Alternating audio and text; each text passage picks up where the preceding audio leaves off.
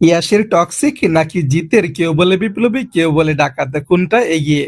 বন্ধুরা, একদিকে জিতের কেউ বলে বিপ্লবী কেউ বলে ডাকাত সিনেমা, অন্যদিকে ইয়াসের বহুল প্রতীক্ষিত টক্সিক। দুই সিনেমাই বড় ক্যানভাসে তৈরি, কিন্তু দর্শকের ভালোবাসার দরে আসলে কে এগিয়ে? কেউ বলে বিপ্লবী কেউ বলে ডাকাতের পরিচালক প্রতীকৃত বসু আর প্রধান চরিত্রে জিৎ, অন্যদিকে টক্সিকের পরিচালক গীতমোহন দাস আর মুখ্য ভূমিকায় যশ।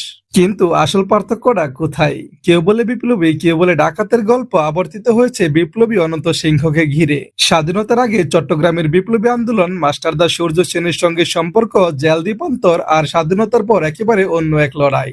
অর্থাৎ এখানে শুধু অ্যাকশন নেই, আছে ইতিহাস, দেশপ্রেম, আবেগ, পরিবার এবং একজন মানুষের জীবনের উত্থান পতন। অন্যদিকে টক্সিকের ক্ষেত্রে এত বড় বাজেট, এত তারকা, এত অ্যাকশন থাকা সত্ত্বেও একটা বড় অংশের দর্শক যদি গল্পের সঙ্গে কানেক্টই করতে না পারে, তাহলে বক্স অফিসে এর প্রভাব পড়াটাই স্বাভাবিক। আর এই জায়গাতে কপাল খুলে যেতে পারে জিতের সিনেমা কেউ বলে বিপ্লবী কেউ বলে ডাকাতের। কারণ টক্সিকের দুর্বল ওয়ার্ড অফ মাউথ যত বাড়বে, ততই জিতের সিনেমার জন্য দর্শকের আগ্রহ বাড়ার সম্ভাবনা রয়েছে।